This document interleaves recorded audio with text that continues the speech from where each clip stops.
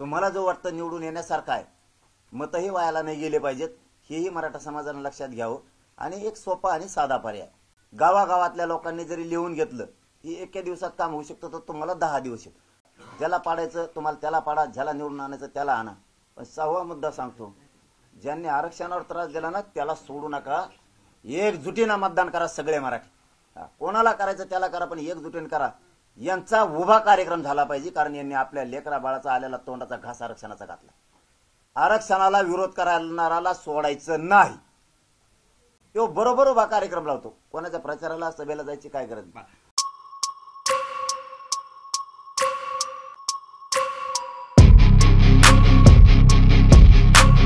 नमस्कार मित्रांनो, काल माननीय शरदचंद्र पवार साहेब यांची बीड येथे जाहीर सभा झाली आणि निर्णायक सभा झाली असं म्हणता येईल। कारण परळी, आष्टी आणि त्यानंतर बीडची सभा झाल्यानंतर ते मुक्कामी बीड या ठिकाणी राहिले। आणि आतापर्यंतचा इतिहास आहे की पवार साहेब ज्या ठिकाणी मुक्कामी राहतात त्या मुक्कामामध्ये त्या ठिकाणी त्या मतदारसंघातील त्या जिल्ह्यातील भाकरी फिरून जातात, वारं बदलून जातात आणि त्या ठिकाणचं राजकीय वातावरण बदलून जातं। हे पवार साहेबांच्या बाबतीत आत्तापर्यंत बोललं जातं।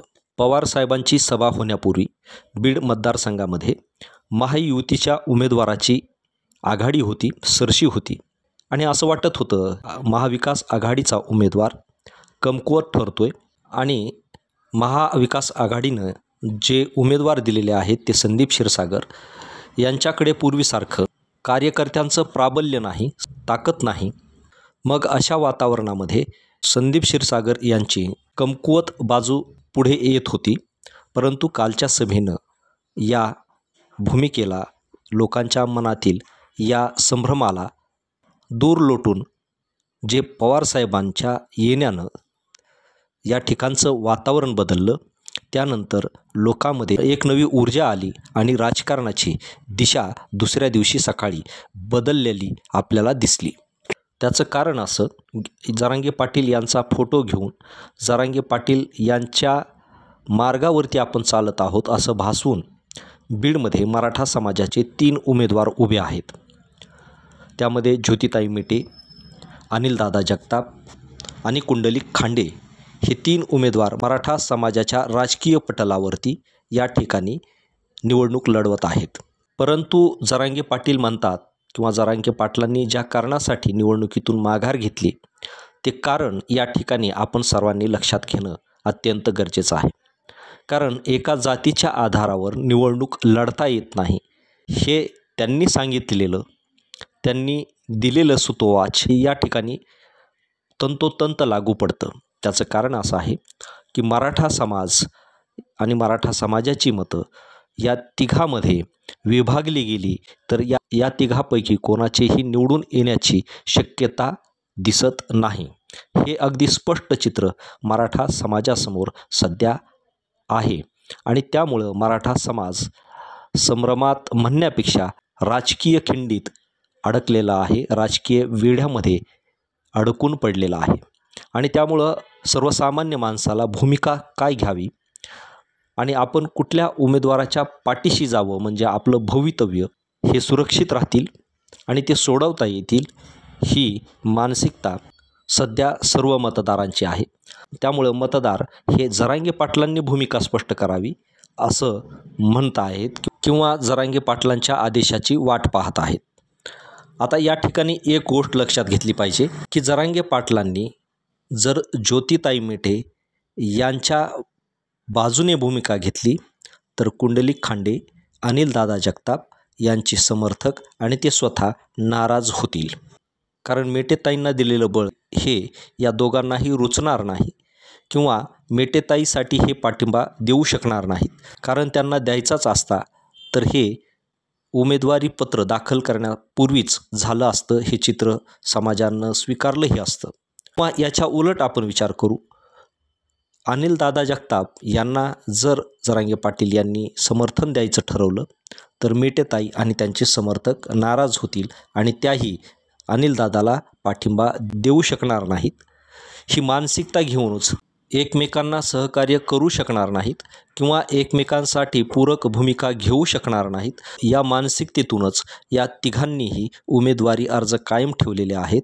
त्यामुळे जरांगे पाटील यांनी या उमेदवारांच्यासाठी समाजाचं वितुष्ट का घ्यावं किंवा कोणातरी एकाची बाजू घेऊन समाजामध्ये फूट का पाडावी. त्यामुळे जरांगे पाटलांचा अंतिम आदेश जो आहे तो आदेश असा आहे की या ठिकाणी महायुतीचे उमेदवार अथवा फडणवीसांचे उमेदवार, ज्या सत्तेतील सरकारानं मराठा समाजाला आरक्षण दिलं नाही, मराठा समाजावरती अन्याय केला, त्यांना पाडण्याची जी भूमिका घेतलेली आहे त्या भूमिकेसाठी समाज आणि समाजातील नेत्यांनी, उमेदवारांनी एकनिष्ठ राहिलं पाहिजे. आता या ठिकाणी विचार करा की तीनही उमेदवार निवडणुकीच्या रिंगणामध्ये आहेत, जे की जरांगे पाटलाकडून अपेक्षा व्यक्त करीत आहेत, परंतु समाजासाठी मात्र ते जरांगे पाटलाच्या भूमिकेशी किंवा जरांगे पाटलांच्या पाडा या निर्णयाशी एकनिष्ठ आहेत का, हा विचार करणं गरजेचं आहे. अथवा तर या तिघाच्या मध्ये मतविभाजन होऊन महायुतीचे उमेदवार निवडून येणार आहेत. म्हणजेच जे जरांगे पाटलांना मान्य नाही, जे जरांगे पाटलांनी पाडण्याची भूमिका घेतलेली आहे, तेच उमेदवार जर निवडून येणार असतील तर मग अशा उमेदवारांची बाजू जरांगे पाटील का घेतील. म्हणून असा संभ्रम निर्माण करून, अशी पार्श्वभूमी निर्माण करून जरांगे पाटलांनीच निर्णय जाहीर करावा ही अपेक्षा करणंच गैर आहे.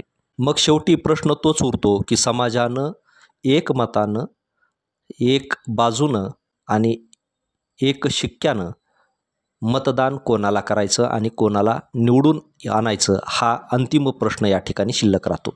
थोडक्यात महायुती सोडून येणारं सरकार स्थापन होणार आहे याचे संकेत पुढे दिसत आहेत. आणि म्हणून अपक्ष असो अथवा आघाडीचे असो, हे निवडून येणं हे चित्र आज तरी स्पष्ट होत आहे. आणि मग जे सरकारमध्ये येणार आहेत त्यांच्या बाजूनी राहणं, त्यांच्यासाठी आपण भूमिका घेणं आज तरी योग्य वाटतं. कारण विरोध करून काही साध्य होणार नाही. उलट विरोध केला तर जे नको आहेत ते येतील, अथवा विभाजन झालं तर जे नको आहेत ते पुन्हा सत्तेत येतील आणि पुन्हा मराठा समाजावरती अन्याय होईल, मराठा समाजावरती ते हसतील, मराठा समाजाची खिल्ली उडवतील. हे ज्याप्रमाणे जरांगे पाटील यांनी बोलून दाखवलं आहे ते सत्य होईल. मग यातून साध्य काय करायचं आहे? राजकारण साध्य करायचं आहे. राजकारणातून समाजाला मिळणारा अपमान, मिळणारी मानहानी ही घ्यायची की दगडापेक्षा विटकर मऊ म्हणून आपल्याला आपल्या सन्मानाची गुढी मिरवायची, ही भूमिका घेणं मराठा समाजाच्या दृष्टीनं महत्त्वाचं आहे. या निमित्तानं एवढंच. धन्यवाद. जय जिजाऊ, जय शिवराय.